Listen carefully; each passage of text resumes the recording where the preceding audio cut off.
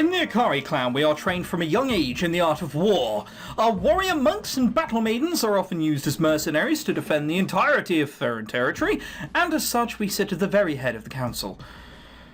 Unfortunately, it seems the age of Aari dominance is drawing to an end. The Rajan tribe and their mechanical prowess once guaranteed their exile, but they have enjoyed a resurgence in recent years. They are but a poor substitute for the Empire. The Council is desperate to gain technology similar to the humans. It's a fool's path which will lead to our inevitable downfall if it continues unabated. He is just a natural racist. Only my tribe knows, and those humans, yeah, they're bastards. The Ferrans were not meant to use accursed machines, nor to perform alchemy with them. Only weakling humans would need such a crutch. It shows that we are the superior race. Ferrans are meant to be with our weapons, our tools, and alchemy itself, not create machines to do our work for us. That is the path laid down to us by Vasan. Vasan? Varsan, let's probably go with that. You're talking about. They were a mighty channeler of spirits who created the Way. The Way? That sounds like a Red Hot Chili Peppers song. It is what we believe to be true. In other words, our religion.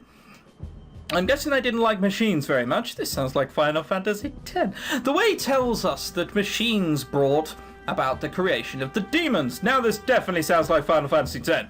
I, for one, am not inclined to disagree.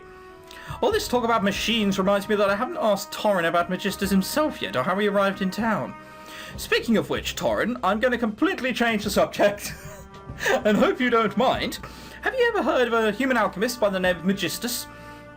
Magistus? I do believe I have. The Rajans seem to idolize the man. They treat him with almost as much respect as they do the spirits. Bunch of traitors, if you ask me. Do you know anything more specific? I do not believe so. Besides the fact that he resides in Sanctum and that he is well regarded among humans, I know almost nothing else about him. Why'd you ask? No reason at all.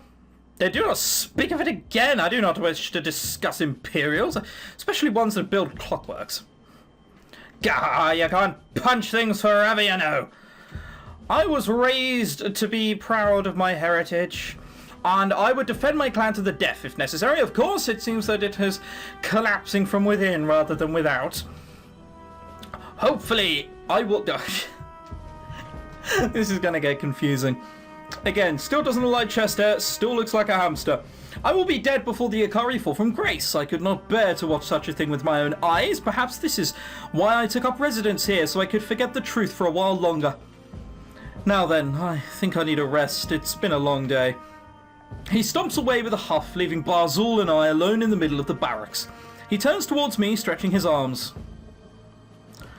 Ugh, that Torrin gets on my nerves, he does.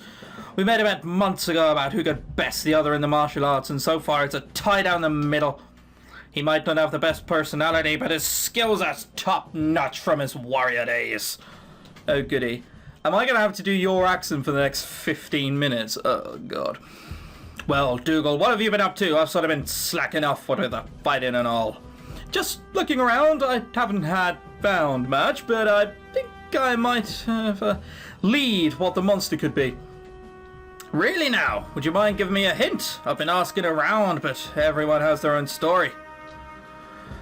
I'm in a bad enough shape as it is. Tell you what, if it doesn't pan out, I'll give you what I know. Well, that's better than nothing. So, what do you plan to do after this? I'm bloody tired. I'm gonna head to the town church and take a load off. Take a load off?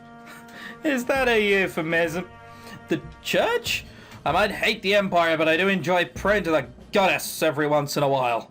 I feel like it gives me protection while I'm out hunting.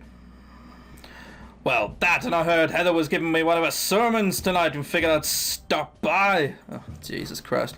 Sounds good to me, brackets. I'm tired from all that walking through the forest.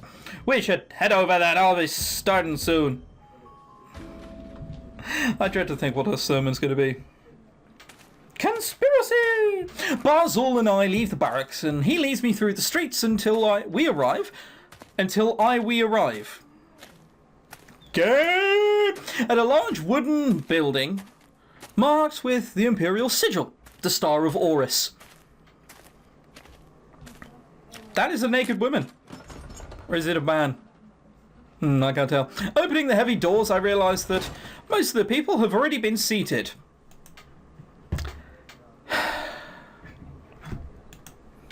We rush to grab a spot, although it seems Barzul takes the two of them with his massive frame. After a short tense wait, I see a lone figure enter from behind the church and step out in front of us. I recognise it as Heather, holding a copy of the Book of Auris. She lights the candles situated around the altar, then puts down her tome at the pulpit.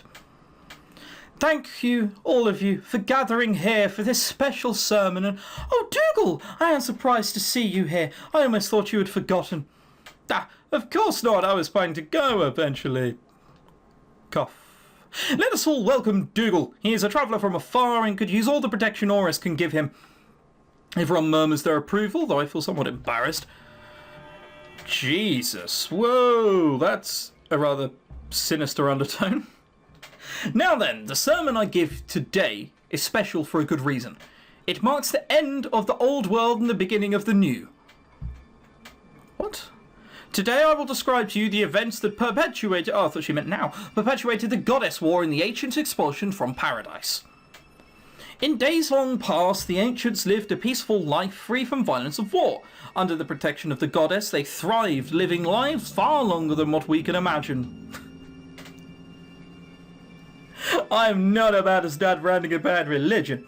They had mastered alchemy and used it to tame the power of the entire world. Their technology exceeded that of clockwork or steam, functioning solely using alchemic energy. However, the ancients abused the freedom the goddess had given them to attempt to steal her power, through the use of forbidden art of soul alchemy. Question, what is soul alchemy? I've been an alchemist for years and no one has been willing to tell me. Dougal, it saddens me that you would even ask such a question.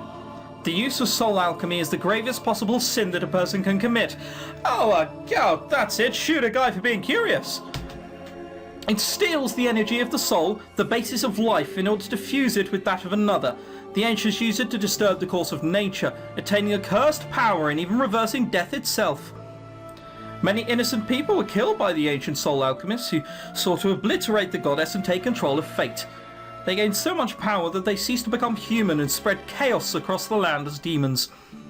The most powerful of which was the abhorrent beast known as Agarth, the king of demons, who tempted so many alchemists to follow the path to hell. Agarth began a great and terrible war between the demons and the followers of Auris, in which countless people perished due to the demons' greed and hatred. Oh, that's right, the evil people are bad guys here, huh? Finally, after great suffering, the goddess destroyed Agarth by her own hand. He was cast from this world forever, punished eternally for his sins. The ancients themselves, fearing that such a thing would happen again, allowed the goddess to split them apart into humans and Ferens. It is in this frozen world that we must pay our penance for our sins of the past. Okay, so one of these...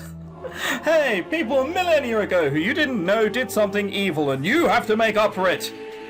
Why? Oh, well, we must never again attempt to master alchemy or become more powerful than the goddess, for that would be doubting her protection. She only wishes for us to live in a world ruled by divine order.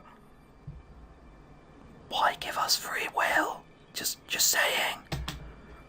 But there will soon come a time where the goddess will return to an end of the Ice Age and bring with her a new and just paradise, in which the distinction of human or Feren will no longer matter. Evil, evil, evil. Oh yeah, I'd like to see that happen. Dougal, of course that day will come. It has been written in the Book of Auris. Can you really say that all the ice will leave just like that? It's impossible. Miracles. Yeah, see? No, Dougal, nothing is impossible for the goddess. You yourself have seen the marvels that the ancients have left. They pale in comparison to her glory. Glory, yeah, right. Why does she get all the glory? We should try to create a paradise for ourselves, not trust in a goddess who doesn't even want to talk to us. It's really bad you think that way, Dougal. I do hope the goddess will not smite you where you stand. Ugh. Any other questions? She got over me saying that rather quickly. Does beating the ever-loving heck out of Ferens factor into this plan in any way? Maybe speed the whole thing along? Heather puts her hand to her forehead, seeming as though she is about to faint from shock. Oh heavens, Barzul, why must you be so uncouth? Uncouth, Jesus. Sorry, Your Grace. As an answer to your question, no, I do not follow the imperial canon that claims that Ferens were originally sinners, while the humans were just. The goddess intends for us to treat both races equally. The congregation mumbles their agreement. It seems their acceptance of Ferens here comes in no small part from their priestess' divergent views. Of course, I don't doubt that she would think such a thing. She seems too kind to a fault. Now then, if that is all... Suddenly, Brazil jumps up as if someone poked him in the back. He stops for a moment as the entire congregation stares at him. Bloody hell, I'll be right back. Where are you going? To the outhouse, of course. I really need to go. Jesus. He runs out of the church, shocking me and just about everyone else. Could he really have forgotten to use the outhouse? Heather stares at him, her eye twitching. She seems to be clenching her fists as mumbling something under her breath, though I can't quite catch what it is. Now then, does anyone have anything else to say? Do you? The congregation has fallen as silent as a morgue. I decide not to test my luck. Well then, this sermon is over. May everyone have a happy and safe day. I'm scared. Diggle, wasn't she acting a bit strange? I'm not going to go there. Oh, come on, relax. She was obviously under a lot of stress, what with Barzul being so rude. Yes, but would you stop it? Imagine if Heather could hear what you were saying about her. If you want to be like that, then fine. I won't bring it up again. As I exit this church, I'd start to wonder what Barzul could have gone. Where's there his outhouse anyway? Perhaps if we wait in the square, Barzul will find us. That's a good idea as any. Does he come back now? No, okay, it's the dots. They confused me. Night. Are we still waiting in the square? It's not particularly dark, is it? Alright, sure, whatever. We walk to the town square and Barzul is nowhere to be found. We decide to sit by the statue and wait, hoping he will show up. Suddenly, I see a commotion in the side street. Walking over, I can see a townsperson holding a large purse, seemingly in shock. A man is writhing in the street, groaning and leaking blood from numerous wounds. Excuse me, miss, what's going on? That man stole my purse and knocked me over. I tried to chase after him, but he was about to take out his knife when that knight saved me.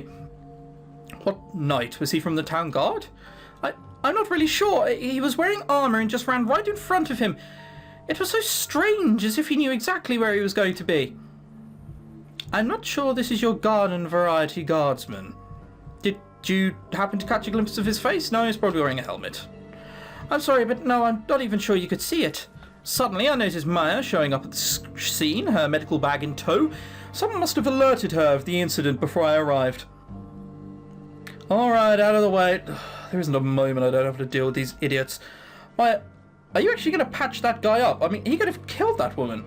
What difference does it make? Haven't you heard of a little something called the Theocratic Oath? No, wait, it's a Democratic Autocratic... In fact, I'm pretty sure it's called the Hippocratic. Who cares what it's called? It basically says as a doctor has to heal everyone, right? For some reason, when you say heal, it makes me it sends shivers run down my spine. You do have a medical license, right? Oh, most definitely not. I was joking. Of course I do, Dougal. What do you take me for? So, educated pleb? Now you're beginning to sound like look like Zoltan. What do you mean that? Pompous braggart. Why would you even compare me to him? Well, you're both from the Empire. Just stand back and don't disturb my work. If we leave this poor fool here, he'll bleed to death before Torin can drag him off. Whoever beat him up did some serious damage. There must be at least a few broken ribs, possibly even some fractures on his arms and legs. Dougal, go around and pick up his teeth, would you? Jesus. What? No, that's disgusting. Maya seems mildly amused at my queasiness while faced with a pool of blood. I guess the doctors are used to this sort of thing. She begins to bandage his wounds as the crowd disperses. He seems to have passed out completely, probably from blood loss. Dougal, what do you think this is? GK? Who do we know called G? Pretty sure no one. She picks up a strange paper card from the ground near his body. It seems to have been meticulously cut and bears the initials GK on it. Perhaps it could be some sort of calling card? Suddenly I hear footsteps from behind me and a tremendous hand fall upon my shoulder.